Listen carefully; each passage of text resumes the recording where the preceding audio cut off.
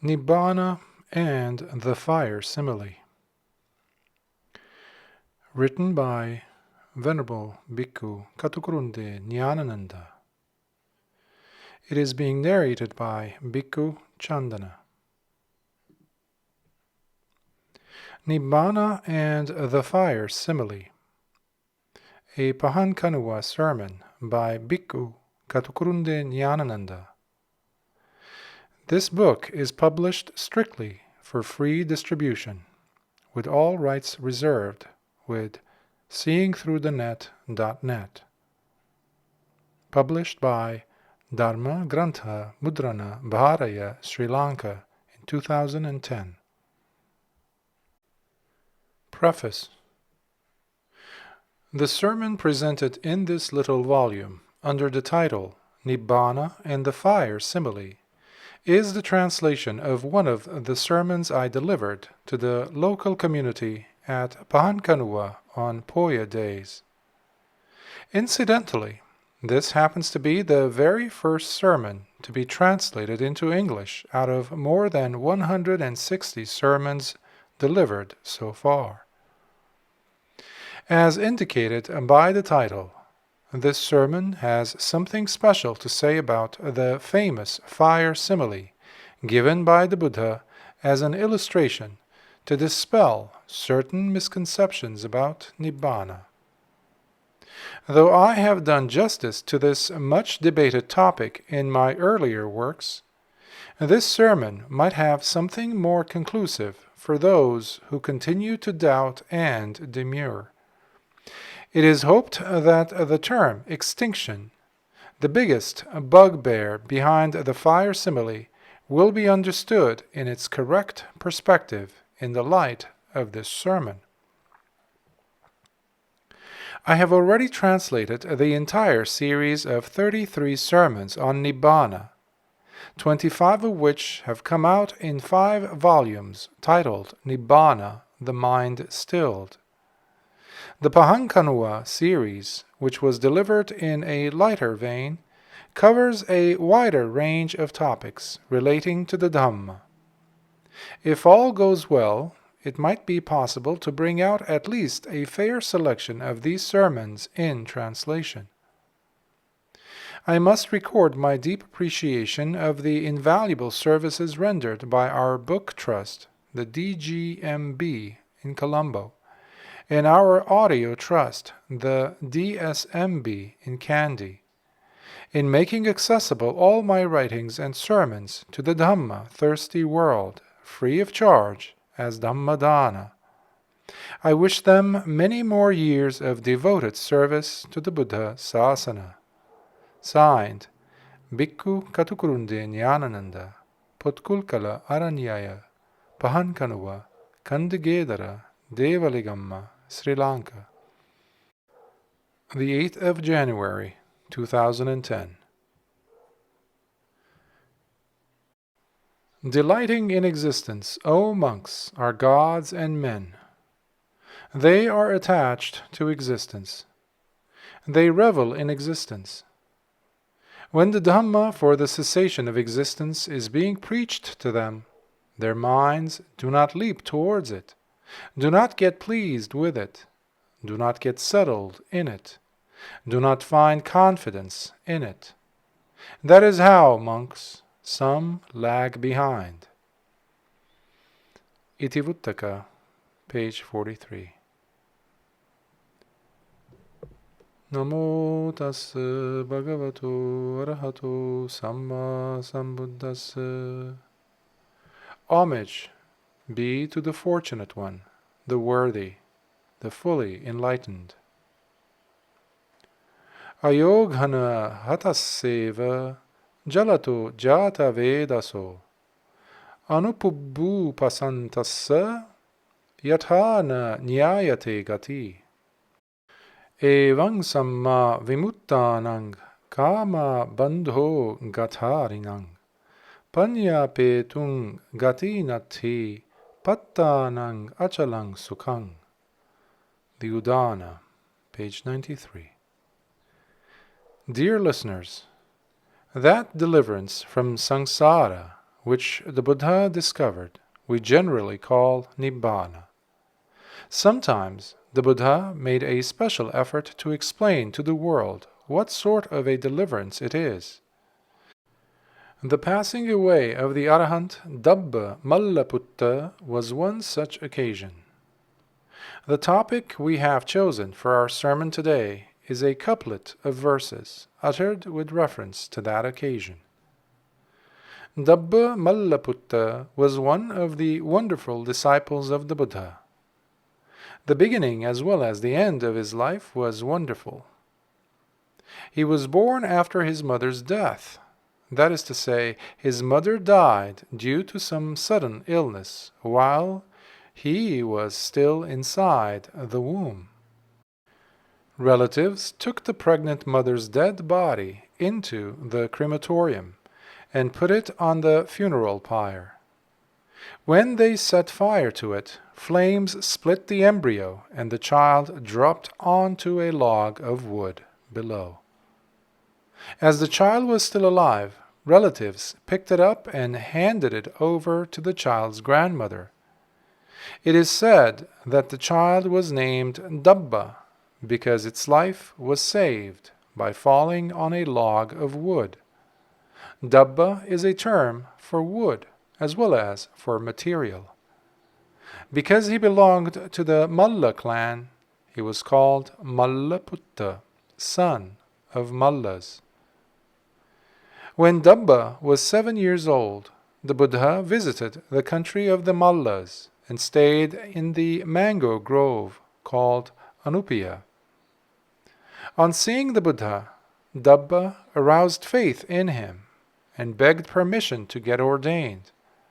At the ordination ceremony, as part of the procedure, his preceptor gave him the meditation topic known as the skin pentad, Tachapanchaka. That is to say, the first 5 in the list of repulsive parts of the body, namely head hairs, kesa, body hairs, loma, nails, nakha, teeth, danta, and skin, tacho.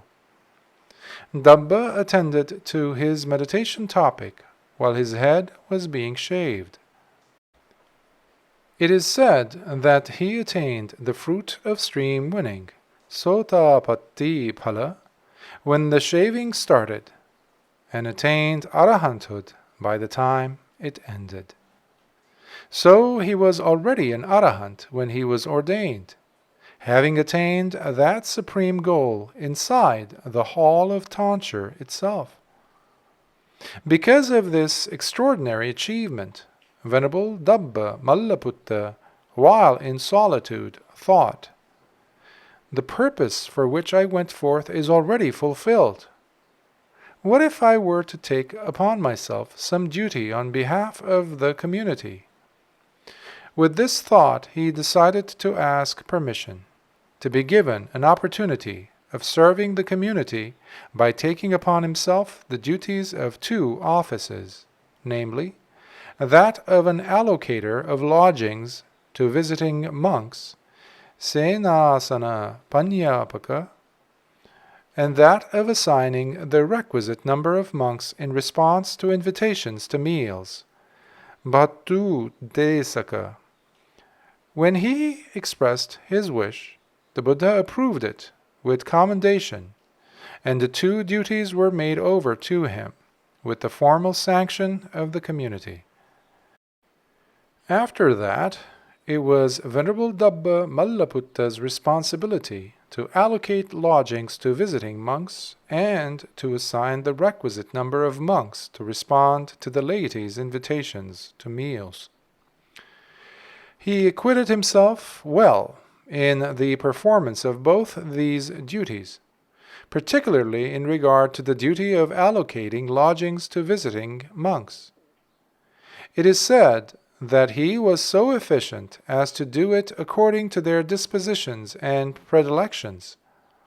He saw to it that visiting monks who devoted themselves to the preservation of discourses, Sutta Ntika, lodged together with the wish let them spend the night reciting the discourses.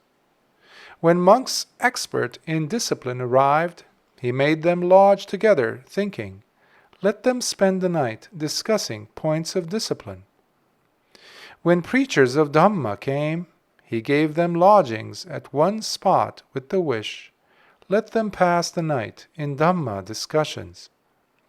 When garrulous monks given to frivolous talk, those who had gone forth to fatten their bodies came visiting, he made them lodge together with the thought, let them waste the night in their accustomed frivolities. Not only did Venerable Dabba Mallaputta methodically allocate lodgings according to personality types, but adapted an extraordinary technique in conducting visiting monks who arrive late in the evening to their appointed lodgings.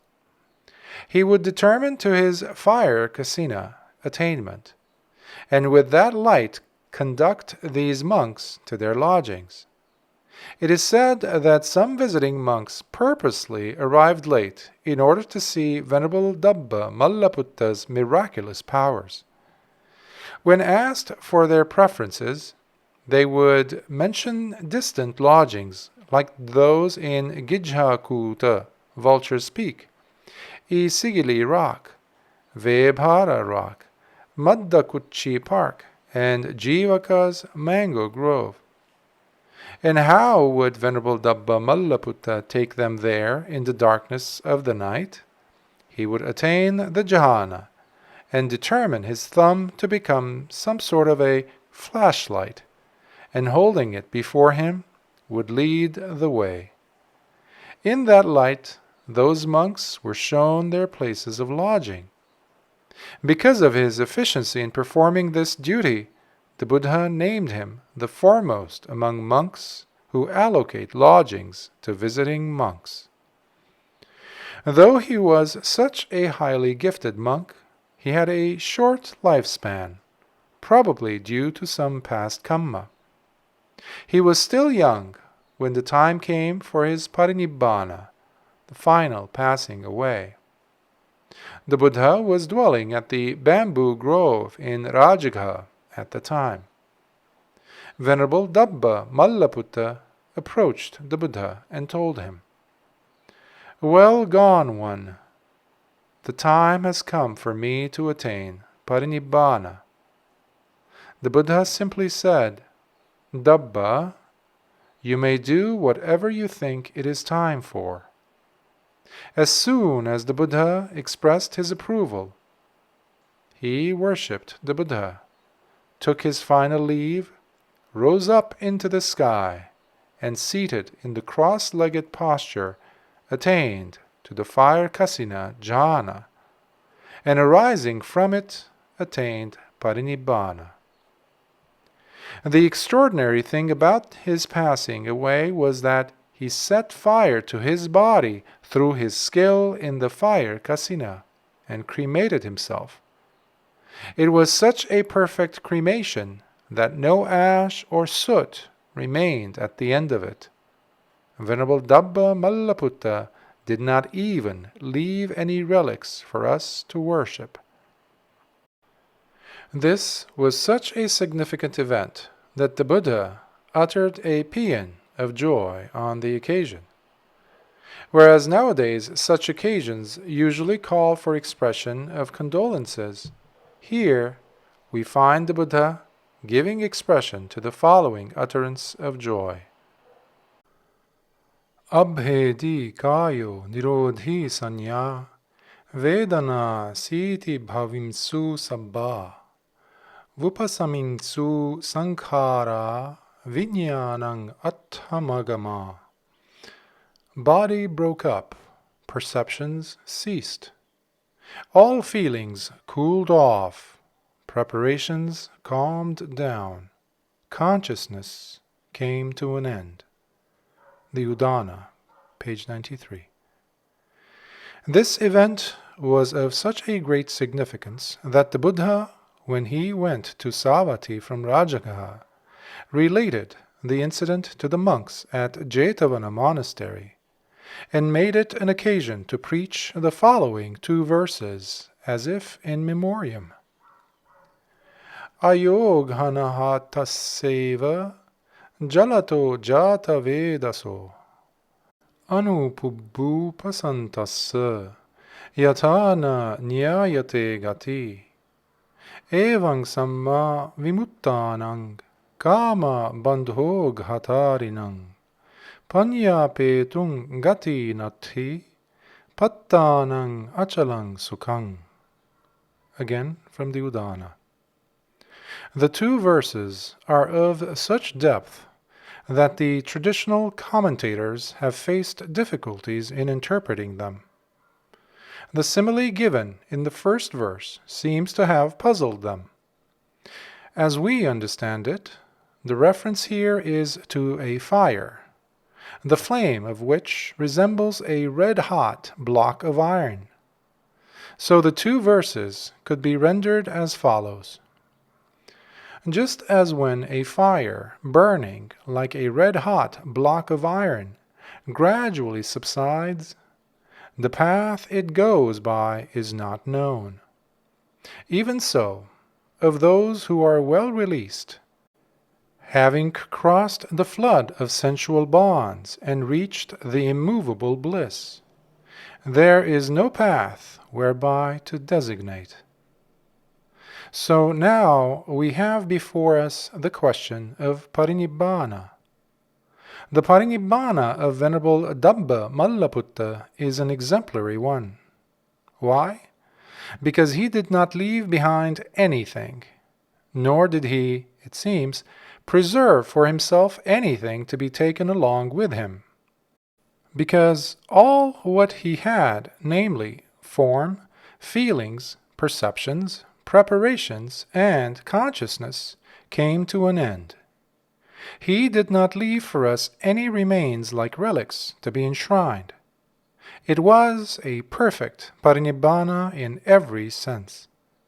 That must be the reason why the Buddha, as we saw, uttered paeans of joy about it on 2 occasions. But when we say this, some might feel a trace of fear coming up. Why so? Because, as we see so often, funeral banners display in bold letters, "May the late Mr. So-and-so attain Nibbāna." We generally believe that it is after death that Mr. So-and-so attains Nibbāna, which he could not attain here. It is supposed to be something that happens hereafter. In fact, more than 95% of those who think, reason out, speculate, and preach about Nibbāna believe in a Mr. So-and-so's Nibbāna.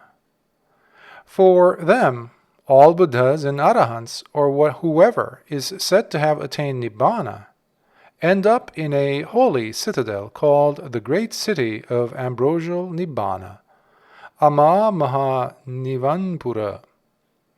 Only don't ask us where it is, they say. It is for sure our true destination. We should one and all try to go there. This is the whole story they tell us. How far we are justified in believing this story is the question before us now. We can find an answer by analyzing the 2 verses we have already quoted as the heading. Ayoghana hatasseva jalato jata vedaso. We have here the word ghana, compact, dense, solid, which has a deep significance.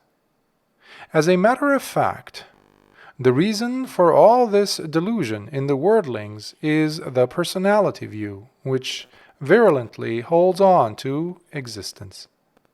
It takes as self one or the other of the 5 aggregates: form, feeling, perception, preparations, and consciousness. In particular, it clings to consciousness as self, invisible as it is. So then, we are in a fix. On the one hand, we want to put an end to suffering in this existence, On the other, we want to remain existing somehow or other. We are working with a contradiction. We are running with the hare and hunting with the hound. To justify our stand, we somehow try to posit a city of the deathless by some clever legerdemain. But here the Buddha has given a meaningful hint about the fire that went out in the phrase ayogana hataseva. A fire that is ablaze appears as compact, solid, as a red-hot block of iron. The notion of the compact, ghana sanya, represents the worldling's deluded point of view. Even such a realistic flame, when it goes out, cannot be traced. It is by means of the rhetoric question, where does a fire go when it goes out, that the Buddha answered the questions relating to the after-death state of an arahant. In short, many tend to forget the fact that the obvious meaning of the term Nibbāna is extinction, i.e., going out of a fire. According to the Buddha, the totality of existence is comparable to a fire. It is a fire which, as a rule, is dependent on some fuel or other, which is called upadana, the term for grasping as well as for fuel. A fire grabs, seizes, or holds on to the fuel which it consumes. Its extinction, the proverbial going out, is Nibbāna. For the Buddha, Nibbāna is not a destination after death. The most telling evidence we get is his lion's roar in the Udumbarika Sihanada Sutta. Buddhoso Bhagava Bodhaya Dhammang Deseti Dantoso Bhagava Dhammataya Dhammang Deseti Santoso Bhagava Samathaya Dhammang Deseti Tinnoso Bhagava Taranaya Dhammang Deseti Parinibbutoso Bhagava Parinibbānaya Dhammang Deseti. Enlightened as he is, the fortunate one preaches the Dhamma for enlightenment. Tamed as he is, the fortunate one preaches the Dhamma for taming. Calm as he is, the fortunate one preaches the Dhamma for calming. Crossed over as he is, the fortunate one preaches the Dhamma for crossing over.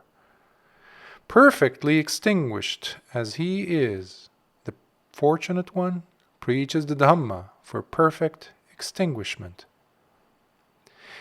If we take the term Buddha to mean enlightened, though there is also the nuance awakened, having attained enlightenment, he preaches the Dhamma for the enlightenment of others. Tamed or disciplined as he is, he preaches the Dhamma for the taming or disciplining of others. Calm and tranquil as he is, he preaches the Dhamma to make others calm and tranquil. Having crossed over the floods of sense desire, becoming or existence, views and ignorance, he preaches the Dhamma to make others cross over. But now comes the statement which might appear problematic. Perfectly extinguished as he is, the fortunate one preaches the Dhamma for perfect extinguishment. If, as is commonly believed, the term Parinibbāna refers to an after-death state, how can the Buddha preach after he has passed away? This is clear proof of the fact that Parinibbāna is a state realized in this very world, here and now, and not hereafter. As regards the arahants too, this is the norm. Even in the case of Venerable Dabba Mallaputta, when it is said that he first determined to the fire Kasina and attained Parinibbāna, we have to understand by it that he brought his mind to the released state. Then he set fire to his body, as if setting fire to a dress taken off. That is why, instead of a heat, we are told of a cooling off of all feelings. That cooling off was due to Parinibbāna. In fact, that is the state of Parinibbāna. However, there are many who hold that the Buddhas, Pacceka Buddhas, and Arahants who pass away go and lodge somewhere in some nondescript realm.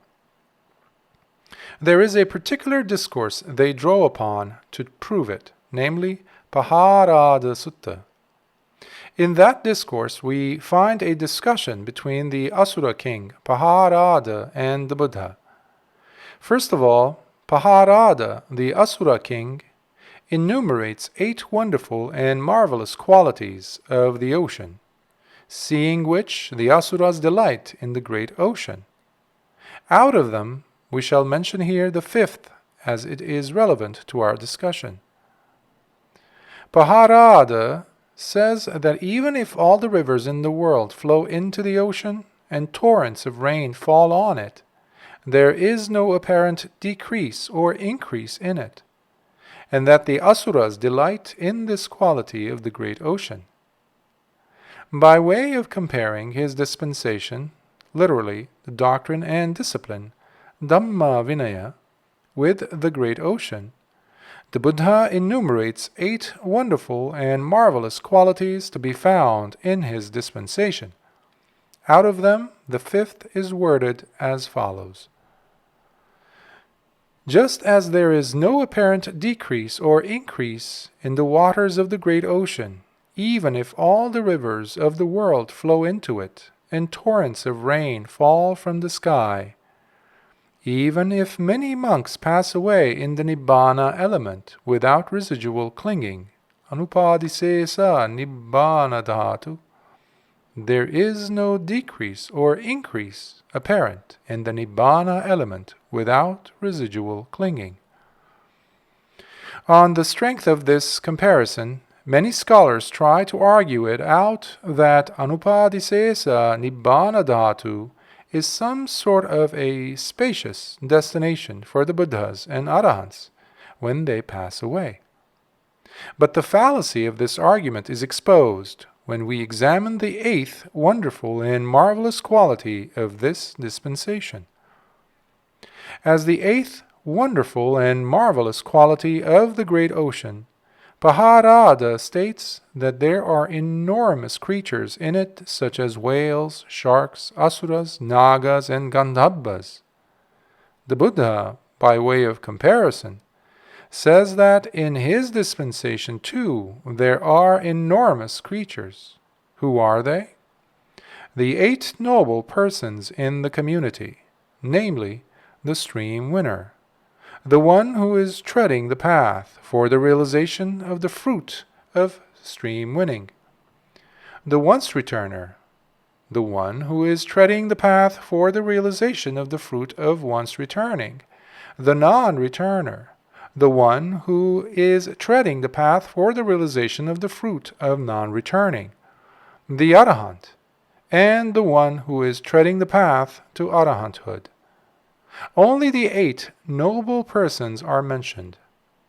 The Arahant who has passed away or attained Parinibbāna is not mentioned here, though this is the proper context for it. He, it seems, is conspicuous by his absence. Why is that? How then are we to understand the problematic 5th quality of this dispensation? Let us suppose that there are whirlpools in the great ocean. If for some reason or other they cease and disappear, there is no consequent decrease or increase in the waters of the great ocean.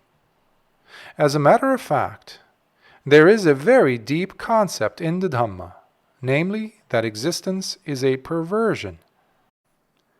What the worldlings take as a truth, that for the noble ones is an untruth. The Buddha has declared this fact on a certain occasion. Though the world attributes so much importance to existence, the Buddha points out that it is only a pervert state of affairs. According to him, all concepts of birth, death, and existence are traceable to a vortex or a whirlpool, which is called vatta. As he puts it, ittavata vattang vattati ithattang panyapanaya.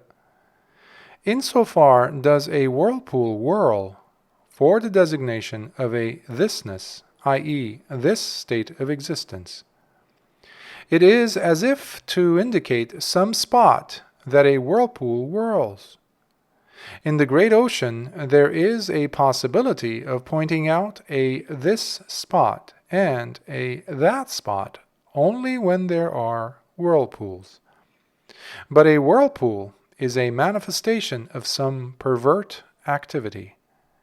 It is when some runaway current of water tries to go against the main stream and is foiled in its attempt that it turns round only to get pushed back to come round again. When it cannot progress, it spirals downwards to form a vortex or an eddy with its abyss. In the same way, beings ignore the true state of affairs in the world. Impelled by ignorance and craving, their consciousness goes in search of permanence in a world of impermanence, beauty in a world of ugliness, pleasure in a world of suffering, and a self in a world of not self. It is due to this perversion that this whirlpool or eddy of a person comes to be. Even the Buddha, as a bodhisattva, has been a whirlpool in samsara. So also are Pacceka Buddhas and Arahants.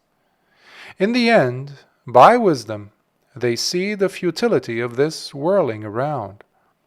It is when the vanity of this whirling round between consciousness and name and form is understood, and the mind is weaned away from it, that the whirlpool ceases. However many whirlpools cease in the ocean, there is no decrease or increase in the water. It is this simile of the whirlpool that holds the answer to the question about the after-death state of the Arahant. The answer is already implicit in the statement. The fire has gone out. How ridiculous it is to conclude that the fire goes somewhere when it goes out. If one asks whether the extinguished fire has gone to the east or west or north or south, it is a foolish question. If something exists depending on causes and conditions, when those causes and conditions are removed, it has to cease. This truth is implicit in the dictum bhavanirodho Nibbānaṃ. Cessation of existence is extinction, or Nibbāna. The cessation of existence itself is Nibbāna. Apart from this, there is no other Nibbāna. What the Buddha points out to us is the fact that this Nibbāna is to be realized here and now. That is why we come across in the Ratana Sutta the following lines, which you all are familiar with in your chanting. Kayang viragang amatang panitang yadajjaga sakyamuni samahito natena dhammena samathikinchi.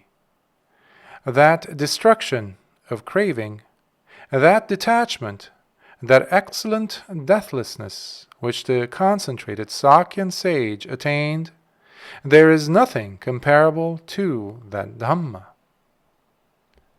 The deathless experience is something to be realized here and now. That is why the Arahants are said to partake of that ambrosia. Deathlessness is not an experience that comes after death. It is by putting his mind to this deathlessness that the Venerable Arahant Dabba Mallaputta experienced no pain of death. Pain of death comes due to grasping, upadana, because of attachment to aggregates of form, feeling, perception, preparations, and consciousness. Where there is not even a trace of attachment, there is extinction. It is due to that grasping, conditioned by the fire of craving, that rebirth occurs. Conditioned by grasping is existence. With the cessation of grasping, there is parinibbāna. That is called anupada parinibbāna. So now we have to understand what is meant by parinibbāna, what this perfect extinction amounts to. In that quotation we brought up, it was said that the Fortunate One, perfectly extinguished as he is, preaches the Dhamma for perfect extinguishment. But today, the moment one hears the word parinibbāna, one is reminded of the after-death state of the Arahants. As a matter of fact, the last thought of the Arahant gets connected with the experience of the fruit of Arahanthood. It is an attainment an Arahant has already gone through. At the moment of death, it invariably comes up. That is what helps him to overcome the pain of death. In addition to the verse we cited above, the following verse in the Ratana Sutta also refers to that concentration. Yang buddha se to parivannayi suching samadhimanantarikanyamahu samadhina tena samona vidyati. That pure concentration, the Supreme Buddha extolled in particular, which they call immediacy, there is no concentration comparable to it. This too is an excellent quality of the Dhamma. It seems no worldly concentration can excel this wonderful concentration which is supramundane. We might as well say something about this immediacy concentration. What is known as the supramundane path comes at the peak of insight knowledges, and immediately one follows into the fruit of it. That is why that concentration is called anantariko samadhi, immediacy concentration. All the 8 factors of the Noble Eightfold Path occur as a single thought at the supramundane moment. It cuts through the worldly defilements and shows the other shore, as it were. So it is called the supramundane path. It is an extraordinary concentration. In fact, there is a particular discourse which highlights the extraordinariness of this supramundane concentration. Once, when Venerable Ananda was staying at Gositarama in Kosambi, Venerable Bhaddaji came to see him. In the course of conversation, the Venerable Ananda put the following questions to him, as if to test his acquaintance with the Dhamma. What is the highest seeing? What is the highest hearing? What is the highest bliss? What is the highest perceiving? What is the highest level of being? To these questions, Venerable Bhaddaji gave the following answers. There is a great Brahma called Vasavatti. Seeing him is the highest seeing. There is a class of Brahmas called Abhasara, the radiance. From time to time they let out a joyous exclamation, "Oh, what bliss! Oh, what bliss!" Hearing it is the highest hearing. There is a class of Brahmas called Subhakinna. They experience a wonderful bliss. That is the highest bliss. There is a formless attainment of Brahmas in the realm of nothingness, which has as its object the perception. There is nothing. There is nothing. Their perception is the highest perception. There are Brahmas who have attained to the realm of neither perception nor non-perception. This is the highest level of being. When Venerable Bhantaji gave these answers, Venerable Ananda simply remarked, "Friend Bhantaji, your answers tally with the view of the majority of people." Venerable Bhantaji understood the hint that his answers are not acceptable from the point of view of Dhamma. So he invited Venerable Ananda to express his own view, saying, "Venerable Ananda is very erudite. May the answers occur to yourself, Venerable Ananda." Venerable Ananda now gives the correct answers to the 5 questions. Seeing in whatever manner, friend, there comes to be the immediate destruction of influxes, that is the highest seeing. Hearing in whatever manner, friend, there comes to be the immediate destruction of influxes, that is the highest hearing. Being happy in whatever manner, friend, there comes to be the immediate destruction of influxes, that is the highest bliss. Perceiving in whatever manner, friend, there comes to be the immediate destruction of influxes, that is the highest perception. Being in whatever state, friend, there comes to be the immediate destruction of influxes, that is the highest form of being. From the last statement here, one can form an idea as to what the highest or ultimate point of existence is. From the dictum, Bhavanirodho Nibbānaṃ, cessation of existence is Nibbāna, it is clear that the Buddha has called the cessation of existence itself Nibbāna. But this cessation of existence is a realization. The ultimate point from which one falls into this realization is that immediacy concentration, anantarika samadhi. Immediately after that concentration, one falls into the cessation of existence, which is Nibbāna. That is a realization. So the cessation of existence itself is Nibbāna, an experience here and now. It is not Mr. So-and-so's hereafter Nibbāna, but a perfect experience an arahant goes through in this world. That experience comes in as the unfailing resort and refuge at the last moment of the arahant's life, as it is said in the following verse of the Ratana Sutta.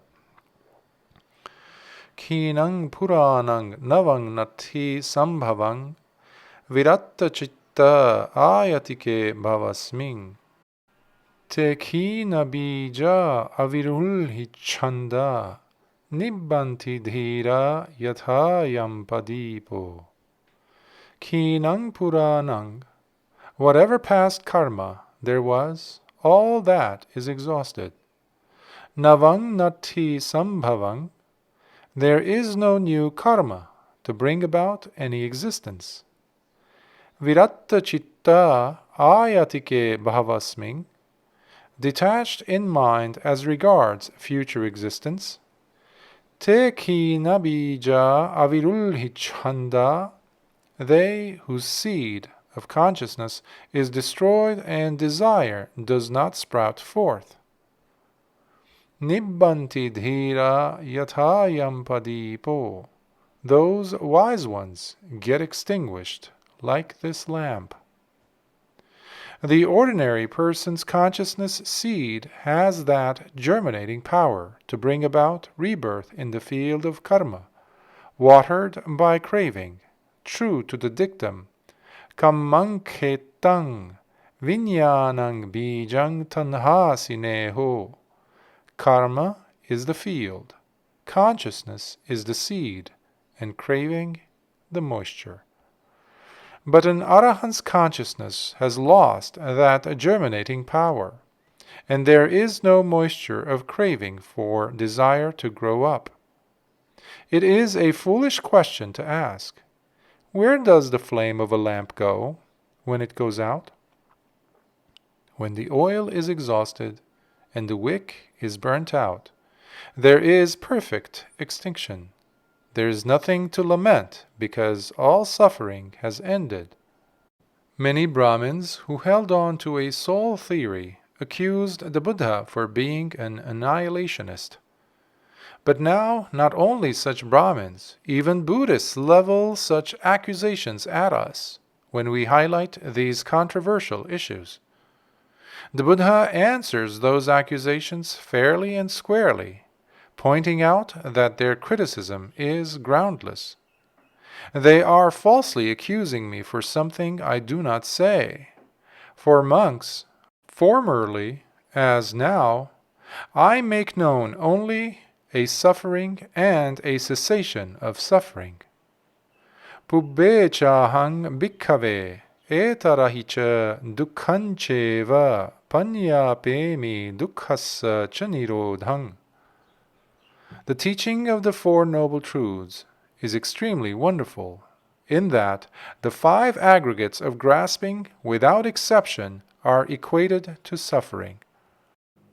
The 5 aggregates are, as a whole, comparable to the pervert activity of a whirlpool. The whirlpool whirls between consciousness and name and form. Ettavata vattang vattati. Insofar does the whirlpool whirl. In those discourses where the doctrine of dependent arising, paticca samuppada, is explained, it is mentioned that there is a vortex or a whirlpool between consciousness and name and form. It is a result of this turning round or whirling that the 5 aggregates of grasping get accumulated. As we know, when a whirlpool is whirling, initially there is an attempt to push forward. When the pervert current of water fails in its attempt to go against the mainstream, it turns round and round gradually, forming an abyss as it spirals downward. The centripetal force created in the process attracts as if by some magnetic force all the jetsam and flotsam it can lay hold of. So also is our conscious body. From the day of conception inside our mother's womb, we were drawing upon and assimilating the nutritional essence while inside the womb through the umbilical cord. This miniature vortex, when it comes out of the womb, draws upon all the essence of the world just to build up the 5 aggregates. Not only food, but other things too, even the neighbor's land and others' property. Now it is this personal vortex or whirlpool that we call a being, a person, or an individual. Even the Buddhas and Arahants are such whirlpools that have been whirling through samsara. Despite our honor and respect for them, we cannot escape the conclusion that they too have been whirling round for eons upon eons in this samsara before they found release by understanding the secret of it in the light of wisdom. How did they find release? They understood the interrelation between consciousness and name and form. Instead of taking name and form as self, they understood the mutual relationship between them. If consciousness is there because of name and form is there because of consciousness, neither can arise by itself. The simile given by Venerable Sariputta to illustrate this is that of 2 bundles of reeds. When 2 bundles of reeds are made to stand supporting each other at the top, if you draw one, the other would fall. The mutual interrelation, anyamanya paccayata, between consciousness and name and form is like that. Only a Buddha discovers this norm. Till then, ascetics grasped something or other as self.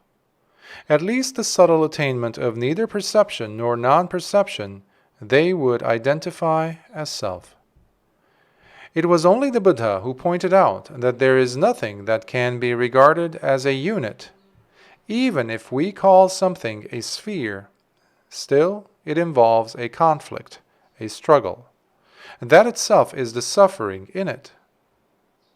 Now, at whatever moment this conflict, this revolving of the whirlpool, settles down, only the great ocean remains.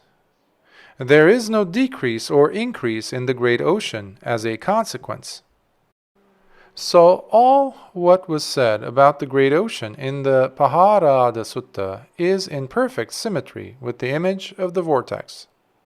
Apart from that, there is no mysterious, nondescript realm or conclave where all arahants after their demise find eternal repose. In order to clarify this point further, we may hark back to the statement that the consciousness seed can lose its germinating power, khina bija. It can germinate so long as it is involved or entangled in name and form. Consciousness usually clings to name and form, its object. There is a particular term in the Dhamma to indicate the consciousness which lacks germinating power, namely, anidassana vijnana, non-manifestative consciousness. There is nothing in that consciousness that can manifest itself or show up. This is the state that the Buddha made known to the world as an extraordinary sphere, ayatana. The world is familiar with only the 6 sense spheres, the eye, ear, nose, tongue, body, and mind. They become spheres when they are involved in activity with their respective sense objects.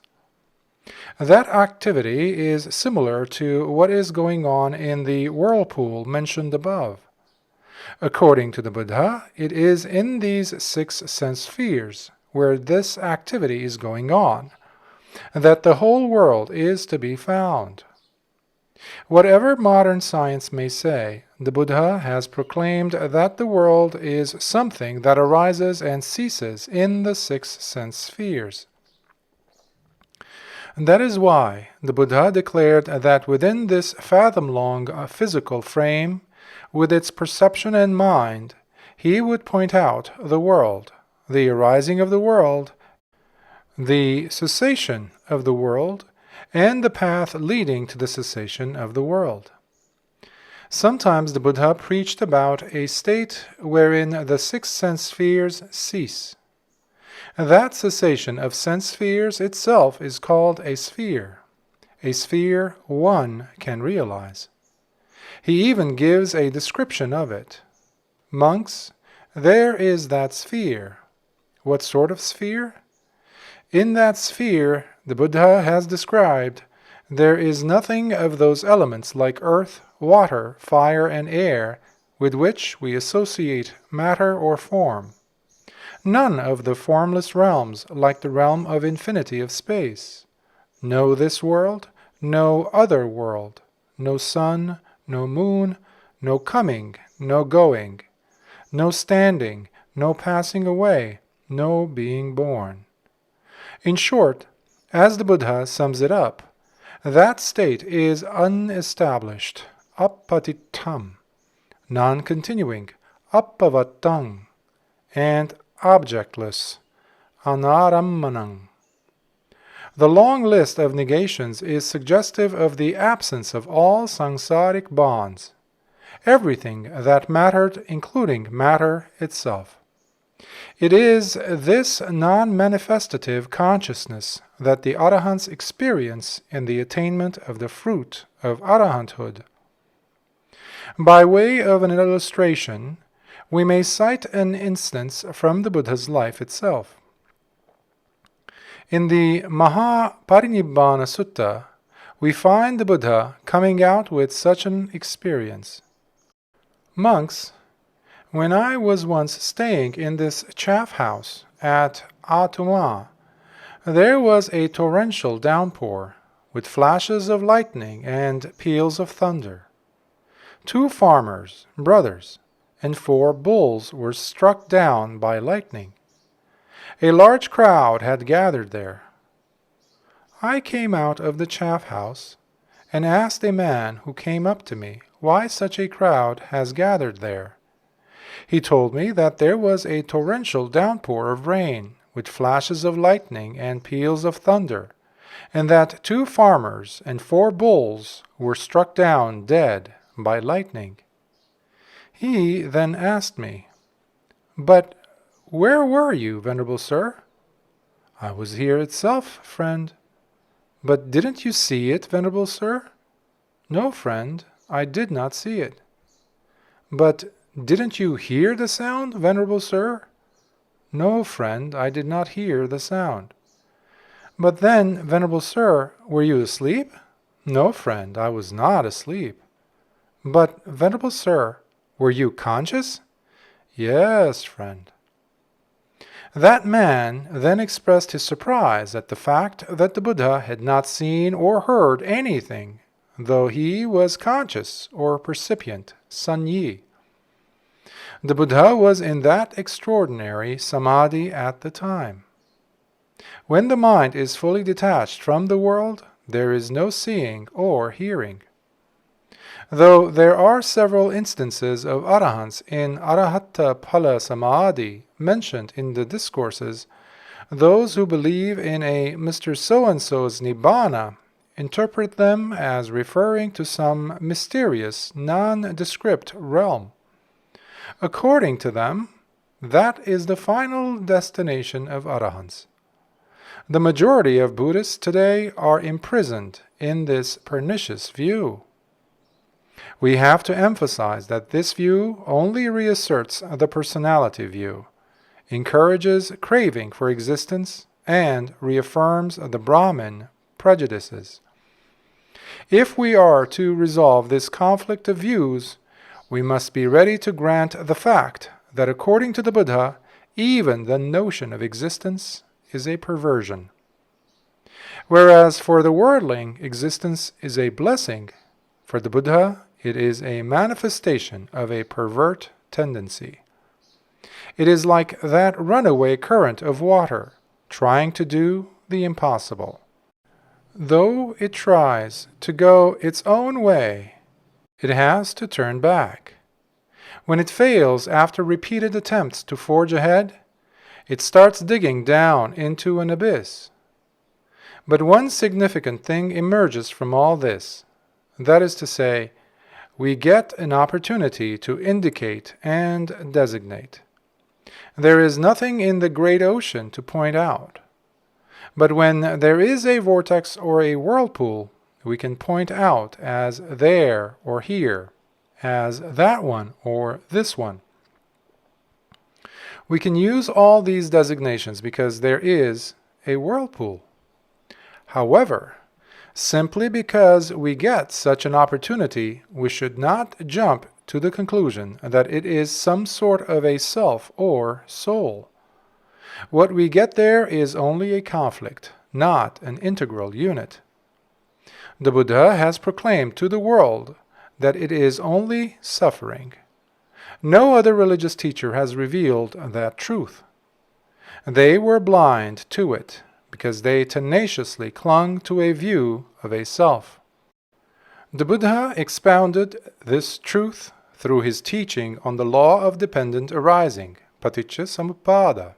Due to ignorance, there arise a multiplicity of preparations.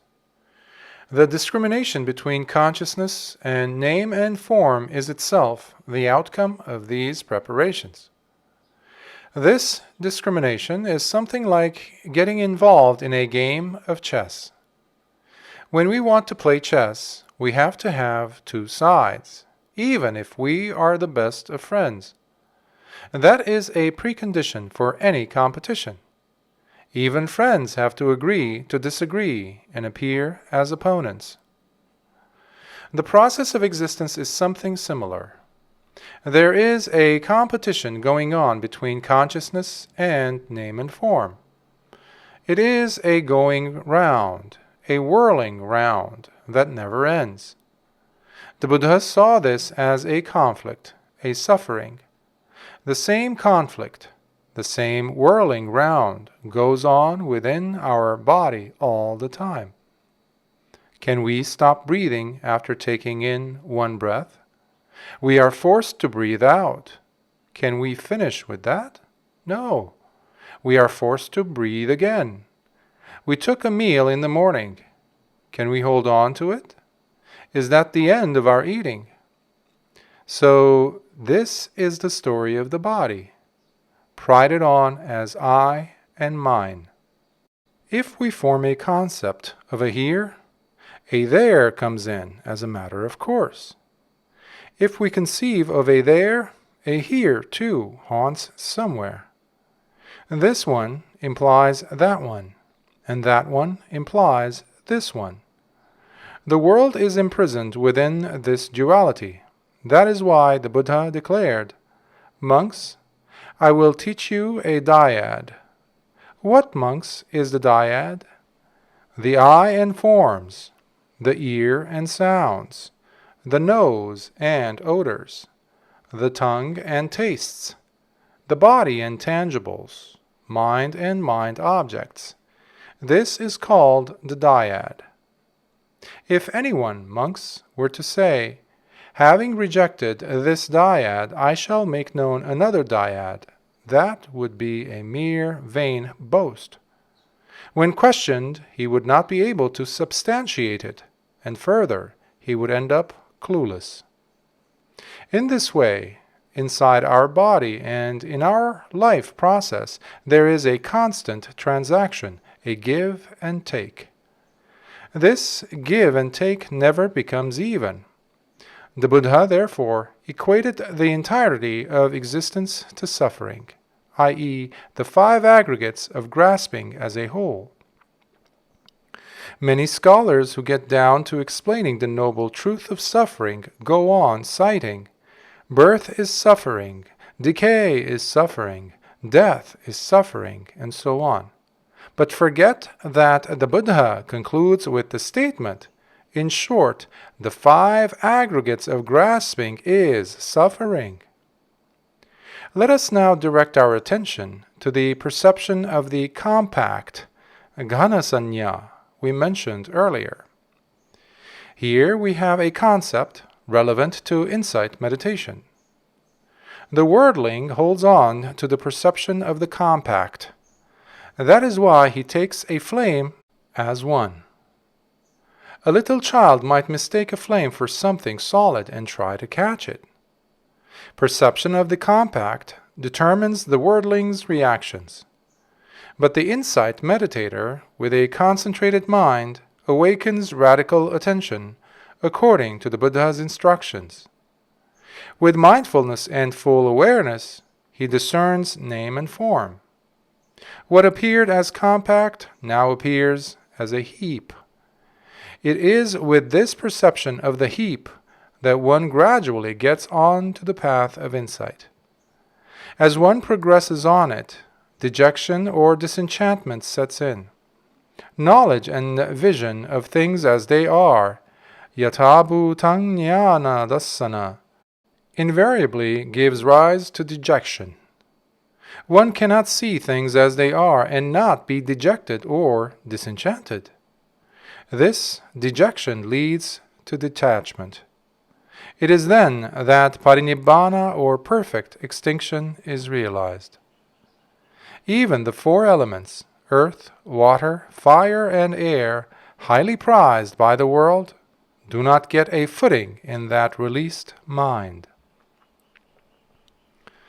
This is an age in which materialistic views are predominant. Talking about matter, we are again reminded of Venerable Dabba Mallaputta. As we mentioned earlier, Dabba means matter in general, not only wood. Venerable Dabba Mallaputta's life is a challenge to matter. Because of his power of merit, flames of his mother's funeral pyre could not burn him, but by his power of determination, he cremated his own body with his skill in fire kasina, leaving no ash or soot. There too he gave a challenge to matter. That is what elicited from the Buddha some special utterances of joy. As a matter of fact, we find such a challenge to matter implicit in the Dhamma proclaimed by the Buddha.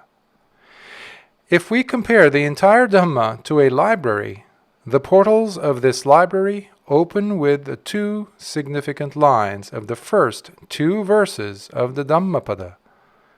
Mano pubbangama dhamma, mano setha manomaya.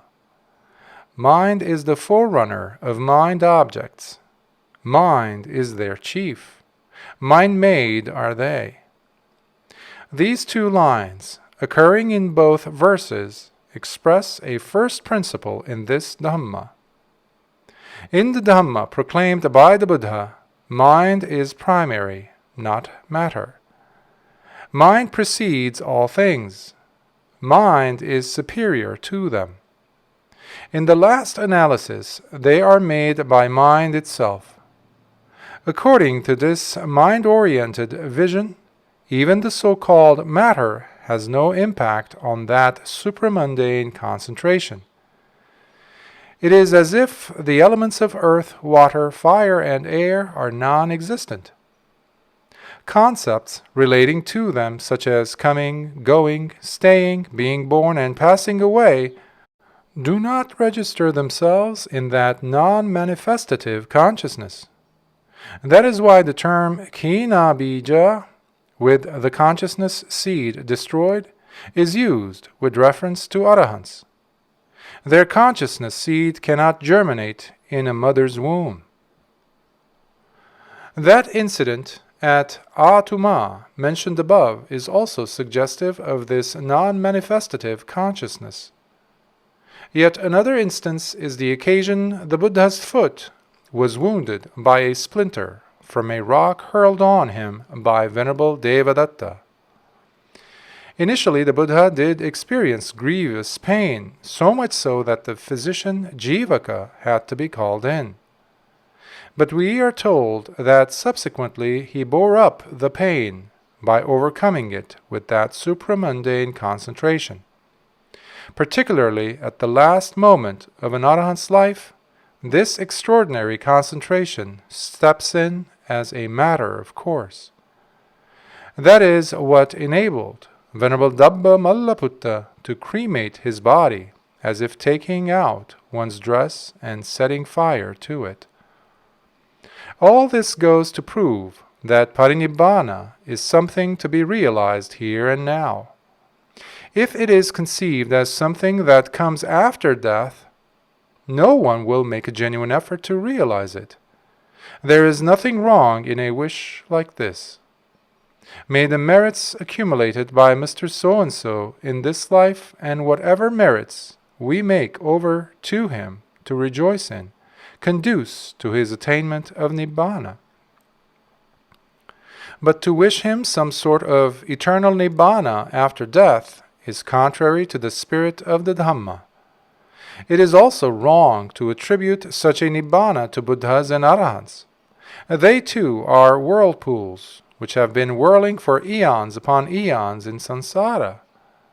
Understanding the vanity of this whirling round, this conflict, they put an end to it. Nibbāna is its very cessation. Dukkha nirodho Nibbānaṃ. Cessation of suffering is Nibbāna. When Brahmins disparaged the Buddha for preaching annihilationism, he pointed out that he is simply showing the path to the cessation of that suffering which everybody is complaining about. Formerly as now, I point out suffering and its cessation. Some scholars try to tag on something to this definition of Nibbāna, under the influence of their virulent attachment to existence. They want to keep back some trace of existence somewhere, but that is diametrically opposed to the spirit of this wonderful Dhamma.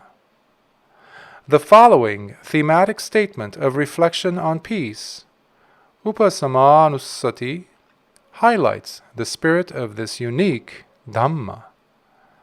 Etang santang, etang panitang, yadidang sabba sankhara, samatho, sabbupadi panidissaggo, tanhakkayo, virago, nirodho, Nibbānaṃ. This is peaceful. This is excellent. Namely, the stilling of all preparations, the relinquishment of all assets, the destruction of craving, detachment, cessation, extinction. Therefore, dear listeners, we must not forget the fact that if the aiming is wrong, the arrow will not reach the target. If, in the name of right view, one entertains a wrong view, one will never attain Nibbāna. So we only hope that this sermon has helped you to purify your view. Today you have observed the higher precepts and practiced meditation. Making use of this sermon, may you be able to forge ahead in your meditation, to reach the end of this perilous samsara, the end of this vortex, and realize the bliss of Nibbāna. May you be able to understand that Nibbāna is an experience here and now.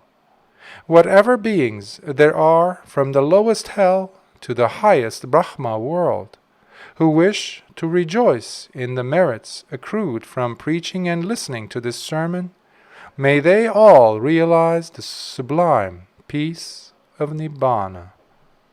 Sadhu, sadhu, sadhu.